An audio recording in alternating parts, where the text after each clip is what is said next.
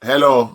Today again, I want to talk about something very important. Yeah, I've gone for a conference recently, and in that conference you attended, you presented your papers, you traveled with your colleagues, and you met different people. But you found out that as you go home, your phone is empty, your email is empty, your contact list is empty.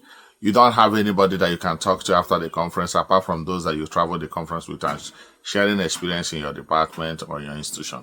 Now, that's one of the things you do when you go for a conference. You connect with people. There are different categories of people that attend conferences. One is that you see undergraduate students in the conference, you see postgraduate students in the conference, postdoctoral students in the conference, and you see professors, academics in the conference. You see people from industries in the conference, and you see people from different walks of life, NGOs in the conference. So, what are your ambition? What are your goals? What are your dreams? What are the things you want to achieve in your life? One of the places you network with similar people with similar goals, similar ambitions, similar role is in a conference, scientific conferences, when you attend these conferences. So if you attend a conference and the people you still stay with, people you talk with, people you connect with, are people you came with, you have not really made any new connection. If you go for a conference, you need to be strategic. One of the things you do is that you pick up the conference booklet, the proceedings. Look at what are the presentations in this conference? What are the different sessions? There are some sponsor sessions by organizations, industries. What are they? You look at this, look at the ones align with your goals, then you target to attend those sessions because that is where you will meet the people you need to meet. After their presentation, you go and meet them, exchange contact, introduce yourself, talk about what you are doing in a jiffy, allow them to talk. That's how to do that networking. And then you exchange contact. After the conference, you connect back with them to be able to say, okay, how was the conference? I hope you enjoyed your trip back and all those. Then from there, conversation starts. And you keep that conversation going on. I'm going to come back to this, but let me talk about students that are looking for admission, students that are looking for job, students that are looking for different things. Let me talk about that one. Because most times you're my number one for the purpose of this video. I want to talk to those that are looking for postgraduate opportunities and postdoctoral opportunities outside Africa and beyond. So even within Africa. Now, what are the things I expect you to do? One of the things you target is who is the professor that I want to work with. You have checked the presentations. You have seen those that are doing research that you are interested in. Attend their sessions. Exchange contact. Introduce yourself. When they go back, try to read one or two papers they have written before. And then send them an email and tell them how interesting one of the papers, their recent papers, and then check them up on their website to make sure that at least you know more about them, more than what they actually told you. It shows that you have more interest in their work, in their lab, and in them to align with, to go further to actually read about what they have been doing and all those stuff, right? So now, when you send an email to connect back, you are not connecting back with a request. You are connecting back to just first check up on them, how their trip went, and tell them about their presentation. It was nice. And you even went further to read about them, or their Google profile is so interesting and it's inspiring. You look forward to keep talking, and that will be the first level of conversation. Wait for response, right? So if you wait for response comes back. Now we are in September. Admissions in North America is starting. By December, January, it will be the end of admission for most universities in North America. So what do? After that first conversation, you connect back. You want to be a PhD student, right? Or you want to be a master student. Let me tell you, one of the reasons most universities or most departments in universities ask you that you must get a supervisor before they can admit you is because the supervisor is like your employer. They give you money. Almost every university that is asking you for those have some level of funding that comes from the supervisor's research funds. Yeah. That's why they are asking you to get a supervisor first.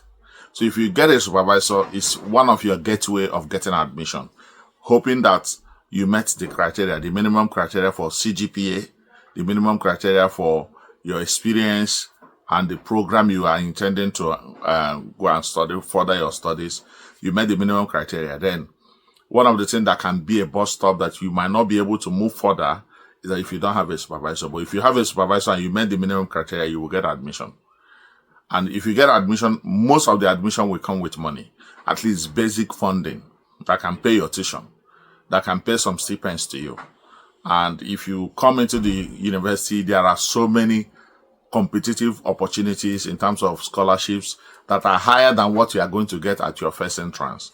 And once you get those, you see yourself getting money that is bigger than what your supervisor offered you at the initial time. So it's a first landing point to take you up to a higher trajectory. So what you need to do is, first of all, get in.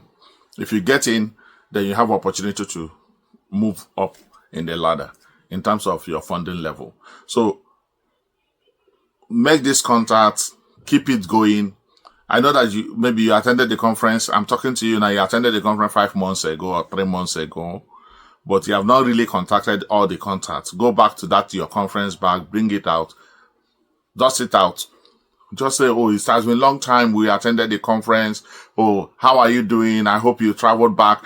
Connect back to that person that you feel that, oh, this person can be my supervisor. So this is one of the ways you can do it.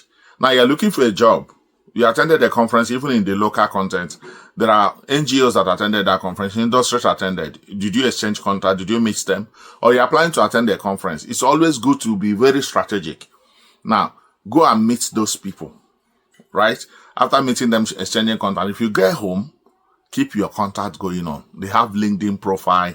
They have Facebook. Become their friends. You can do that immediately. You are exchanging those contacts. Send them a message. Then do a follow-up message after the after the conference. And then the next thing you do is to look for opportunities in their organization. If you see an opportunity, send it to them. Say, oh, I saw this in your organization. Can you give me a referral? Referral is not reference letter. Means recommend them for the job, right? Most times people want an insider recommending them. Most organizations, it brings a kind of credibility of the candidate they want to employ. So they say, oh, I know this person. Who referred you to this job? You say, this person referred me, and the person is in the industry, is in that organization. It gives you that credibility to get the job. And sometimes you even ask them to, is it possible for them to be able to review your CV for you or your resume to be able to, before you submit? And those opportunities, they can give it to you. So how do you manage this? You must don't start with requests in your first mail. Start with asking about their welfare, about their travel back and all those stuff. But subsequently, you begin to talk about some of the things they are doing that is interesting, and then talk about your interest. So this is one of the things you do. If you had started a conversation of requests in terms of being a supervisor in the conference, that's beautiful. Now, that means you have taken your discussion at a higher level. Follow up emails immediately. Remember, you're not the only student that attended the conference. Many other persons might have met them. And also, they have received so many emails in their mail. So one of the things you do is to do a follow-up, otherwise they will forget about you. There are so many people that met them that will contact them. So if you don't contact them, you are the one in need, they will forget about you. So this is one of the things you do when you go for conference. Don't just attend conference to present a paper. Some people even attend conference, they don't present any paper, and they don't meet new people. They just enjoy themselves and go back. They take it as holiday. But networking is important. It's one of the key things you do when you go for a conference. Now, you're a researcher. You are looking for collaborators, people you can collaborate with in research and grant writing and different things. This is one of the things you do. You achieve when you go for a conference. You know, you meet people that have higher skills, require skills in some of the grants you have been targeting to write. Or even you don't have a very strong CV, but there's someone that has strong CV. You go and approach the person, and with that conversation and all those, they might be the lead grant writer, and they add you as a co-investigator. The rule in getting money, scholarship, grant is to him that has much. more will be given to him. And those that had little, the ones they have will be taken from them and given to those that have more. So the more you get, the more you get in grant writing, in scholarship, and in different things. Remember, we'll be talking about other aspects of breaking into academia, breaking into job, breaking into the system on this particular channel, on this particular network. One of the things you do in my Facebook, if you are watching this on my Facebook, I can't accept more friends. Just follow me on Facebook. And in my YouTube channel, just subscribe to the YouTube channel and click the notification button. I'll be posting a lot of videos within this month for you to benefit from. My YouTube channel is there, and you just type my name, you see my YouTube channel will pop up. And thank you very much for watching. See you next time. Bye.